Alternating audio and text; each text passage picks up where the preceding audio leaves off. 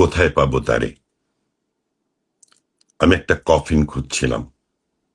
কাটাবনের মজনু মিয়া বলল, সে এত বড় কফিন বানাতে পারবে না যেখানে মুক্তিযুদ্ধকে শুইয়ে রাখা যায়। আমি একটা পাথর খুঁজছিলাম। পাহাড় আমাকে বলল, তার শরীরে এমন জায়গা নেই যেখানে জাতীয় সঙ্গীতকে পুনরায় লেখা যায়। আমি একটা কবর খুঁজছিলাম।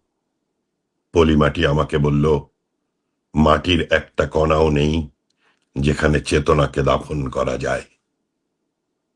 অথচ আমি রিসেট বাটন চেপে নতুন করে শুরু করতে চেয়েছিলাম।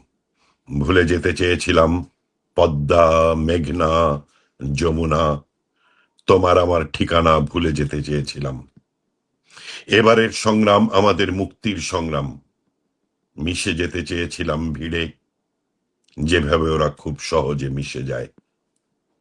আমি একটা পাঠশালা খুঁজছিলাম যেখানে কেউ পড়ায় না, শুধু কিছু শকুন আর শেয়াল শেখায় নতুন ইতিহাস। স্বপ্নে আমার পিতা এসে আমাকে তিরস্কার করল।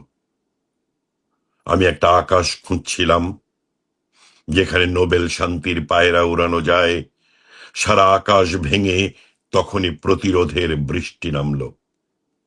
আমি একটি পতাকা খুঁজছিলাম যেখানে জাতিসংঘের সিলমোহর লাগানো যায়।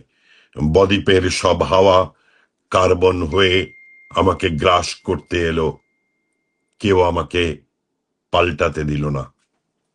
তবু যারা প্রতিদিন পাল্টে যায়, কে তাদের ঈশ্বর, কে কারিগর? কেমন আছে বাংলাদেশ?